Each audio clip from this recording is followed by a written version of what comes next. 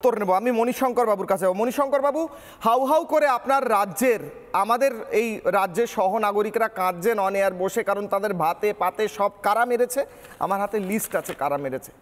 তৃণমূলের নেতা, তৃণমূলের কাউন্সিলর, তৃণমূলের বিধায়ক, বিধায়কের মেয়ে, বিধায়কের বৌমা, মানে এরপর তো আর প্রমাণ কি, এরপর তো আর মানে বেসিক কোশ্চেনও থাকে না যে তৃণমূলের কি ভূমিকা ছিল, তৃণমূল নেতা মন্ত্রীদের কি ভূমিকা ছিল। এরপর আর ডিফেন্ড করার জায়গা আসে কোথা থেকে? এরপর ব্রাত্য বসু বলবেন না লিস্টটা আমি দেখিনি বলে চলে যাবেন। এই অভব্যতা, এই মানে আমার বেসিক বলছি চক্ষু লজ্জা বলে একটা জিনিস থাকে যে আমার দেখে খারাপ লাগে যে এরকম ম্যাসাকার করে দিয়েছি রাজ্যটাকে, একটু কষ্ট লাগে, মাথা নিচু হয়ে যায়, সেটাও হয় না। মণিশঙ্কর না, একদম আপনি ঠিক বলেছেন। ব্যাপারটা হচ্ছে যে লিস্টের কথাটা আপনি দেখাচ্ছেন সেই লিস্টটা নতুন নয়। এই লিস্টটা অনেক দিন আগেই হলফনামা দিয়ে হাইকোর্টে দেওয়া হয়েছিল, ওয়েবসাইটে হয়তো আসেনি, কিন্তু এই লিস্টটা অলরেডি ডিটেক্টেড আর্লিয়ার। সুমনবাবুর সঙ্গে আমার কোনো দ্বিমত নেই, উনি যে কথাগুলো বলছেন ওনার সঙ্গে কোনো আমার তর্কও নেই, একদম সঠিক কথা বলছেন।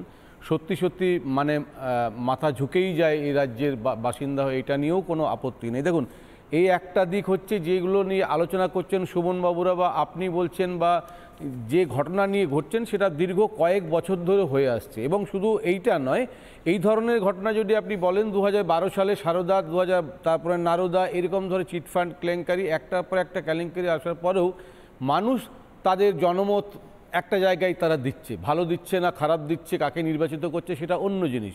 ফলে যে ঘটনাটা নিয়ে আপনি আজকে আলোচনা করছেন, সুমনবাবুরা বলছেন এই ঘটনাগুলো একটা পার্ট, এবং সেই পার্টটা নিয়ে পলিটিক্যাল অনেক অ্যাঙ্গেল আছে। সেখানে পলিটিশিয়ানরা যারা অন্য ভিন্ন দল করেন তারা সেটা নিয়ে আন্দোলন করেন, যথার্থভাবেই করেন, সংবিধান মেনেই করেন, করা উচিত। তারপরেও মানুষ সেটা বিচার করবে যে সত্যি সত্যি এইরকম ধরনের করাপশন সামনে আসার পরেও তাদেরকে আর রাখবো কি রাখবো না, এটা একটা পার্ট। সেকেন্ড পার্টটা হচ্ছে আইনজীবী হিসেবে আমরা বলবো, যেমন সুমনবাবুর দিকে একটা জায়গায় আমি কন্ট্রাডিক্ট করছি। দেখুন, এই পুরো ব্যাপারটা যেটা আপনারা বলছেন বিধানসভায় জরুরি নিয়ে এসে বাঁচাও, আমরা আন্দোলন করব, সেটাও আপনাদেরকে ঠিক করতে হবে যে সুপ্রিম কোর্ট যেখানে ইন্টারফেয়ার করেছে আর কোনো স্কোপ রাজ্য সরকার বা এসএসসির থেকে করা যায় কিনা আইন মোতাবেক বলবেন। আপনি আবেগ নিয়ে, ইমোশন নিয়ে অনেক কথা বলছেন এবং সেটা চলে আসে, আমি অন্যায় বলছি না, কিন্তু আইন নিয়ে বলতে গেলে সত্যি সত্যি সেটা আসে না, এবং বলতে গেলে আপনাদেরকে সুপ্রিম কোর্টেই কোনো অ্যাপ্লিকেশন করে বলতে হবে। আমি বলতে চাচ্ছি যে এইরকম ঘটনাও বলছেন, আপনিও বলছেন যে আনটেন্টেড যদি ডিটেক্টেড হয়ে যায় তাহলে রেস্ট অফ দ্য ক্যান্ডিডেটগুলো, মানে টেন্টেড ডিটেক্টেড হলে রেস্ট অফ দ্য ক্যান্ডিডেটকে আনটেড হিসাবে ট্রিট করা হবে কি হবে না, তাহলে সেটা নিয়েও সুপ্রিম কোর্টে বলতে পারেন, সেখানেও রিভিউ করতে পারে।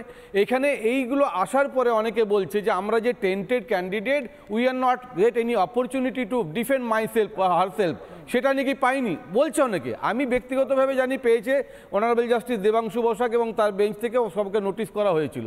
তাহলে আজকের দিনে দাঁড়িয়ে যদি মনে হয় যে এখনও টেন্টেডের লিস্টটা যদি প্রকাশ করার পরে বাকিগুলোকে আনটেন্টেড হিসেবে ট্রিট করা হোক, তাহলে সুপ্রিম কোর্টে আপনাদেরকে অ্যাপ্লিকেশন করতে হবে, সেখান থেকে বিচার করতে হবে। আর পলিটিক্যাল অ্যাঙ্গেল থেকে আমি একটাই শুধু বলবো, কয়েকদিন আগে শুভেন্দু অধিকারী স্টেটমেন্ট দিয়েছিলেন যে টেন্টেড ক্যান্ডিডেট লিস্টটা এসএসসি প্রকাশ করবে না, করতে পারবে না। যদি প্রকাশ করে দেয় আমরা আছি, তারপরে দেখা যাবে এদিক ওদিক সেদিক করে, কেন তাহলে টেন্টেড ক্যান্ডিডেটটা প্রকাশ করার পরে বাকিদেরকে কি করে চাকরিতে দিতে হয়, সেই জন্য আমরাও পদক্ষেপ নেব। সেই পদক্ষেপটা উনি কি নিচ্ছেন সেটা আমরা এখন দেখতে চাই। আমি শুনলাম পুরোটা, আমি এরপর আমি অর্থবল আছে তরুণ জ্যোতির কাছে যাব। সুপ্রিম কোর্টে মামলা লড়তে বলছেন, আমাদের কি এত অর্থবল আছে?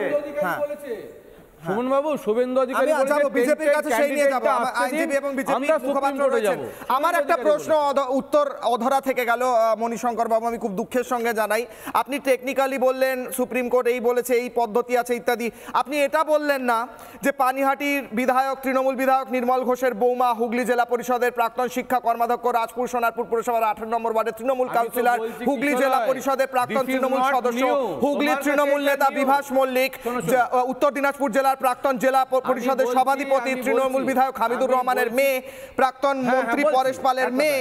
আমি বলছি এটা তোমার কাছে নতুন হতে পারে, এগুলো মমতা বন্দ্যোপাধ্যায় জানতেন, মামলা করেছেন, মমতা বন্দ্যোপাধ্যায়ের কাছেও কি নতুন? এটা আজকে 6 মাস 8 মাস আগেই হাইকোর্টে হলফনামা দিয়ে এই লিস্টটা দেওয়া হয়েছে। এটা আজকে মমতা বন্দ্যোপাধ্যায় জানতেন এই লিস্টের কথা? বলছি যে এই তো কিছু লোক আমি আপনি হয়তো জানতাম, হাইকোর্ট হয়তো জানতেন, কিন্তু একজন যিনি জানতেন না কে জানেন মণিশঙ্কর বাবু? ব্রাত্য বসু। কেন বলছি ব্রাত্য বসু তো জানতেন না। আমি বলছি এইটা নিয়ে একটা আলোড়ন সৃষ্টির মতো একটা বিষয়, তো সারা ভারতবর্ষে একটা আলোড়ন হয়ে যাওয়ার মতো বিষয়। কিন্তু ব্রাত্য বসু তো জানতেন না কিন্তু লিস্টের মানুষ বিষয়। রাস্তাঘাটে এতটা আলোচনা করছে না, উনি করছে, উনি স্যার। না না কেন করছে না, মমতা ব্যানার্জিকে দেখছে যে এই লোকগুলো মমতা ব্যানার্জিকে ফাঁসাতে চায়, কে ফাঁসাতে চায়? আমি তরুণ জ্যোতির কাছে আসছি, প্রত্যেকের কাছে। তরুণ জ্যোতি, যারা এখনো পর্যন্ত তৃণমূলকে সাপোর্ট করে এই লোকগুলোর ভেবে নয়। সুমন উত্তর দিচ্ছেন, তারপর আসি আবার। নানা ধরনের কন্টেন্ট দেখার জন্য লাইক করুন, শেয়ার করুন আমাদের ফেসবুক পেজ, সাবস্ক্রাইব করুন আমাদের ইউটিউব চ্যানেল। পাশাপাশি অন্যান্য ব্রেকিং নিউজের জন্য অবশ্যই চোখ রাখুন রিপাবলিক বাংলায়।